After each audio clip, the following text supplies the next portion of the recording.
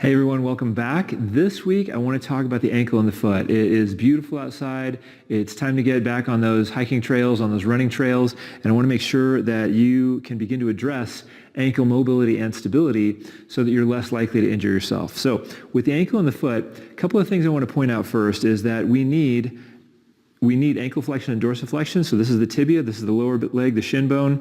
We have the rear foot, we have the midfoot, and then of course we have the forefoot. And we need both plantar flexion and dorsiflexion if we want to maintain a healthy and strong and mobile foot and ankle complex. So the thing I want to really focus on today is the ability to dorsiflex, but not just dorsiflex, not just bring that shin bone over the front of the foot, but also what is actually going on here when we bring that lower leg, that tibia, that shin bone over the front of the foot.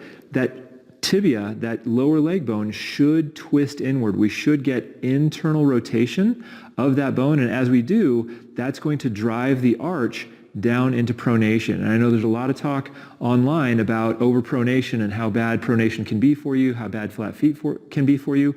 But with pronation, what happens is we need pronation because pronation is where we get maximum force production out of our foot, out of our foot-ankle complex.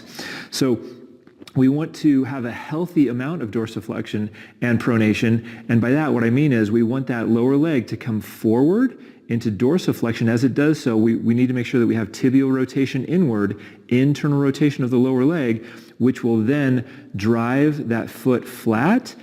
As it does so, the heel bone in back is going to evert. It's going to actually tilt out.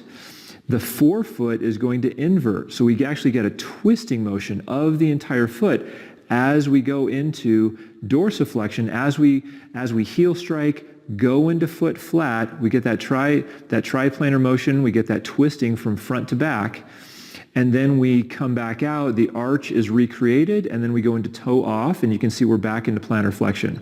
So all of that needs to happen in order for you to maintain a healthy foot-ankle complex.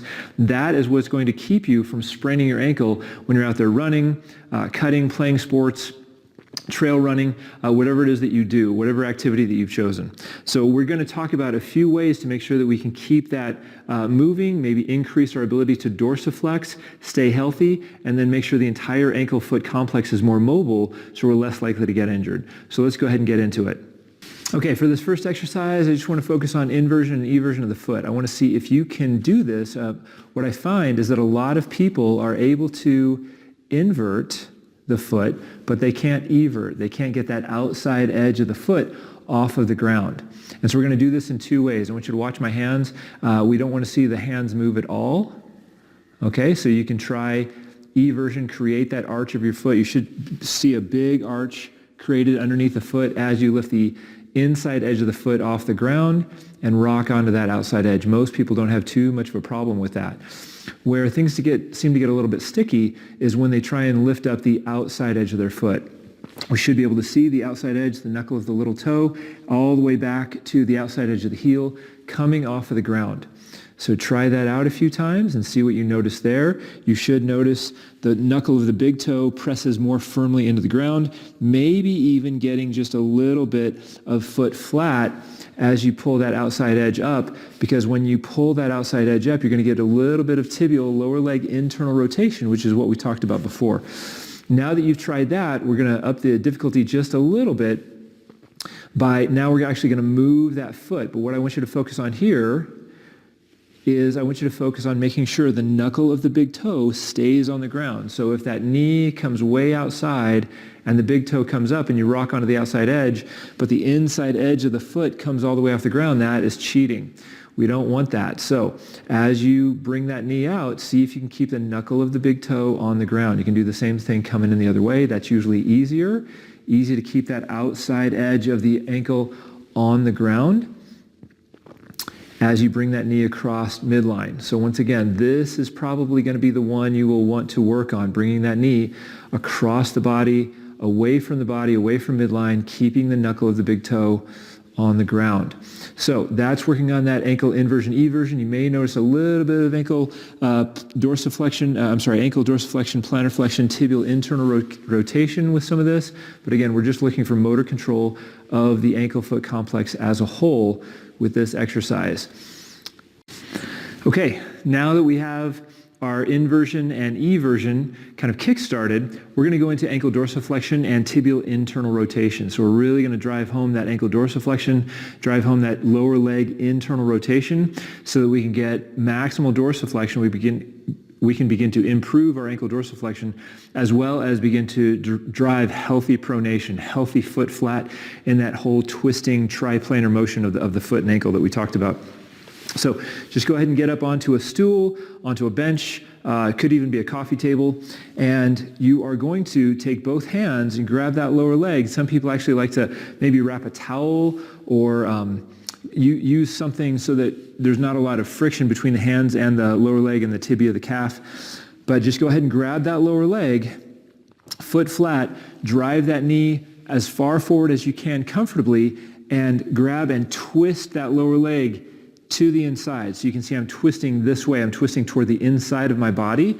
That's going to help cue that lower leg internal rotation and create some more dorsiflexion. And some of you are going to be surprised at just how much more you can get that knee over the toes when you do that. So you're going to drive that internal rotation, which is going to drive pronation, going to drive dorsiflexion, and again, help make that ankle and foot complex more healthy. So again, just reach that knee forward over the toes, twist that lower leg in, come back, and do it again. You may want to do this 15 or even 20 times. Again, don't overdo it. Take what your body gives you. Make sure that everything is comfortable.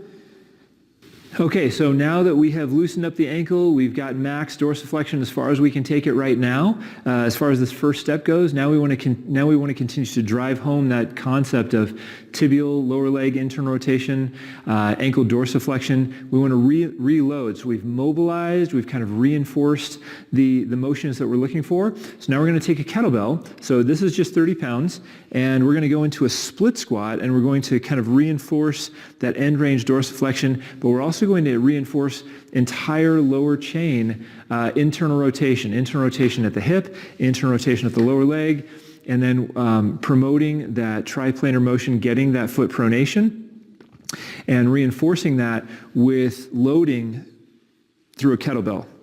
So the way that we're going to do that is get into a split squat. So to get into a good split squat, I'm going to hang the weight in the opposite leg. So if my left foot is forward, I'm going to hang that weight in my right hand. That's going to help me drive internal rotation all the way down the kinetic chain. So we're going to get into this position here, get into a nice split squat position. Make sure that your lower leg, that your back knee is flexed. That back knee is going to be really important. Keep that mobile. Don't straighten that knee out and try and keep it in a straightened position.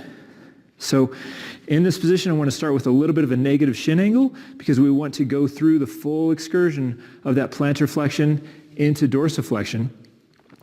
A little bit of a negative shin angle. I'm going to exhale on the way down. A little bit of a forward lean, making sure I can find glute and hamstring. Exhale, drop the back knee. Knee comes forward way over the toes, even out in front of the toes if I can get it. Always keeping contact with that heel, knuckle of the big toe. Breathe in and come back up.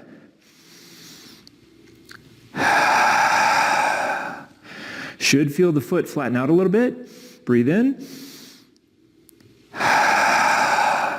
It's subtle, but if we have adequate ankle dorsiflexion and plantar flexion, if we have adequate supination and pronation of the foot, you can actually feel the arch of the foot drop as the knee comes over the toes. We get that lower leg tibial internal rotation. Then we breathe in, come back. And then as we re-achieve that negative shin angle, that means that the lower leg has externally rotated and you can feel your arch leave the floor. One more time. Heavy on the heel. I can feel the knuckle of the big toe. Breathe in and come back up. So try that, 5 on each side. Reinforce that lower leg rotation, and we will see you again next time.